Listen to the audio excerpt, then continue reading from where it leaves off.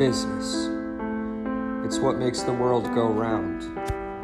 Currency is a universal determination of power. Greed is common, and it has the power to destroy lives. Some things are greater than what we know to be true. Consistent, seemingly perfect, leading to corruption, lies, and deception.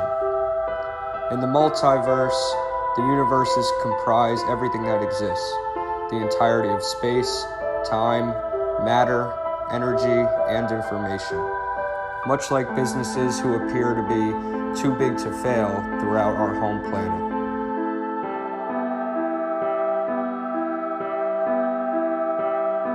When it comes to business, it comes in waves. Legitimate businesses have their ups and downs. Consistent profits should warrant suspicion.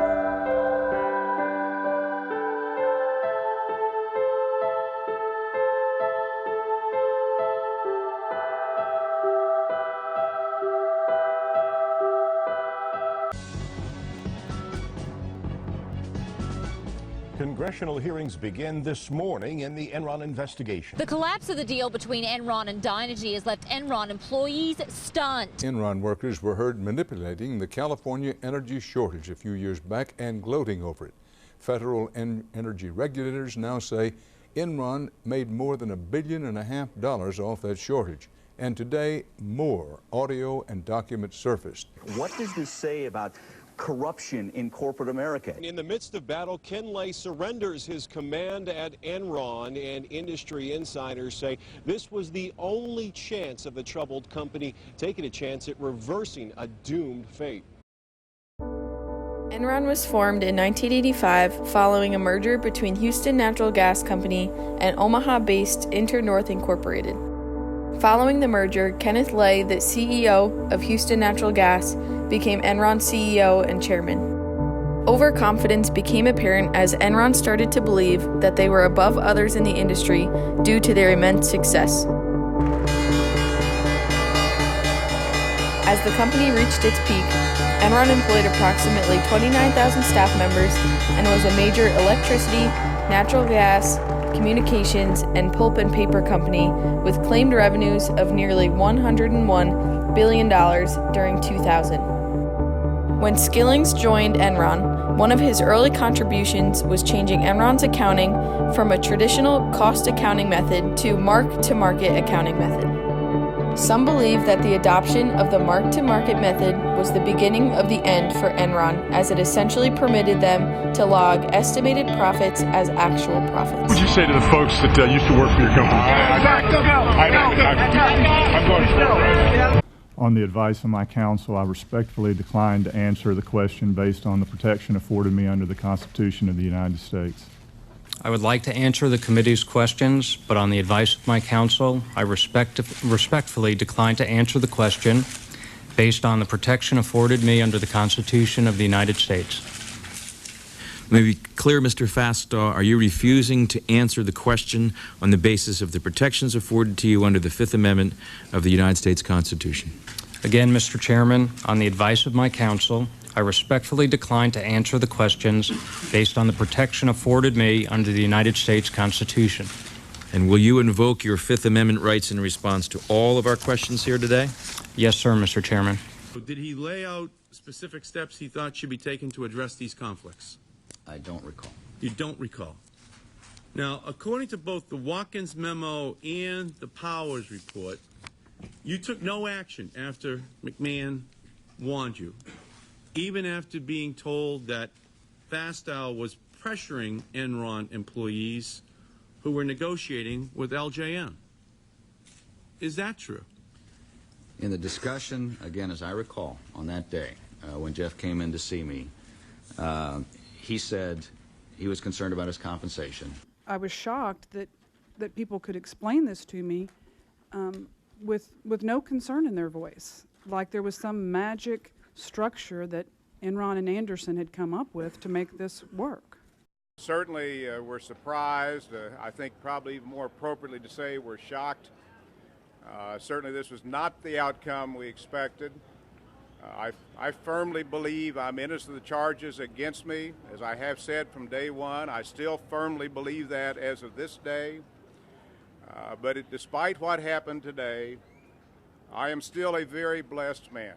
Despite Enron's poor accounting practices, Arthur Andersen offered its stamp of approval, signing off on the corporate reports for years. Both Arthur Andersen and Enron did not embody ethics of care. They both focused on all the possible loopholes rather than the potential harm or suffering their decisions would have on others. Enron had followed a utilitarian approach to ethical decisions, as they did not care the effect their decisions made on individual level. By April of 2001, many analysts started to question Enron's earnings for the company and the company's transparency. By October 16, 2001, the company reported its first quarterly loss and closed its Raptor SPV so that it would not have to distribute 58 million shares of stock, which would further reduce earnings. This action caught the attention of the SEC. A few days later, Enron changed pension plan administrators, essentially forbidding employees from selling their shares for at least 30 days.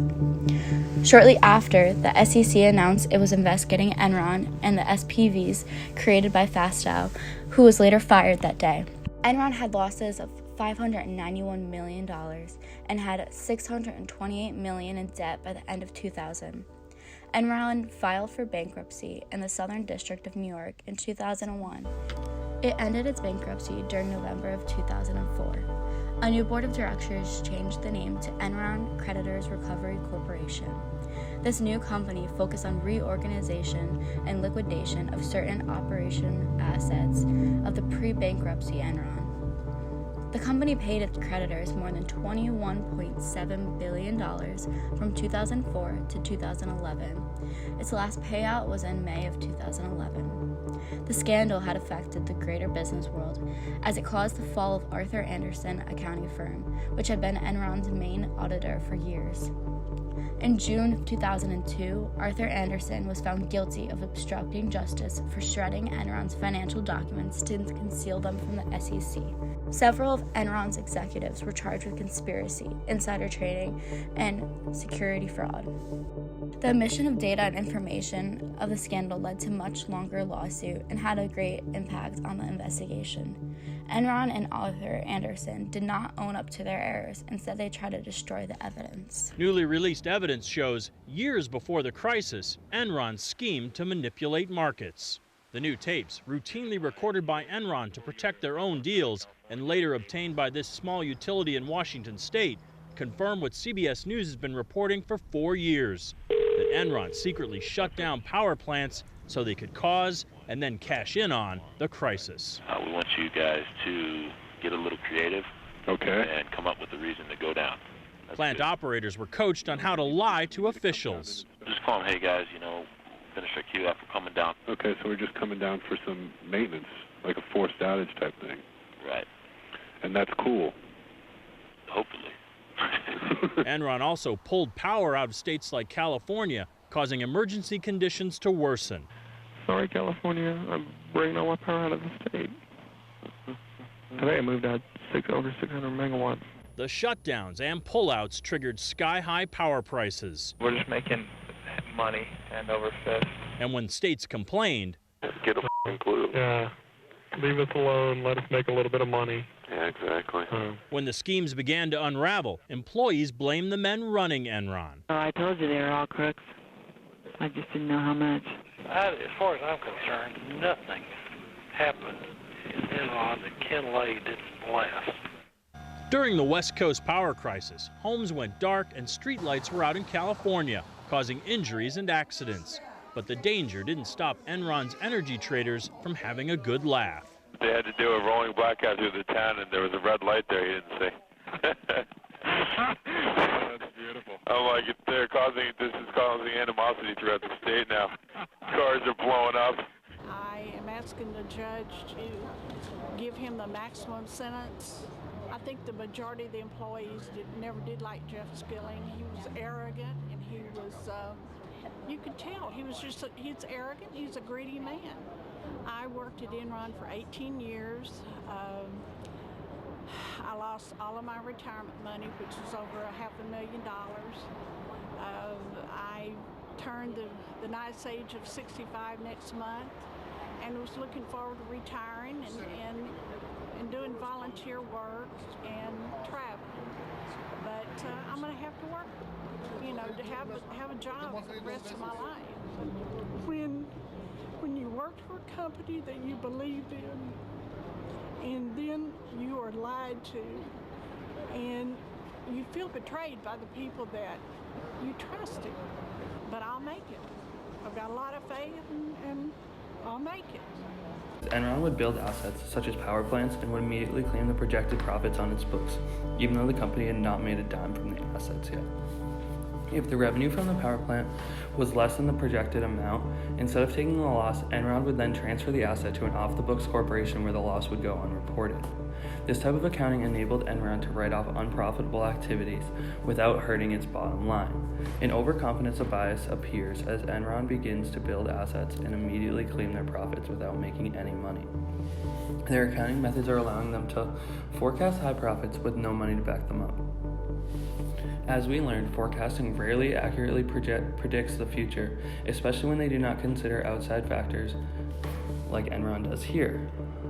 To hide their debt and liabilities that were piling due to their questionable accounting practices, they began to realize they needed more help.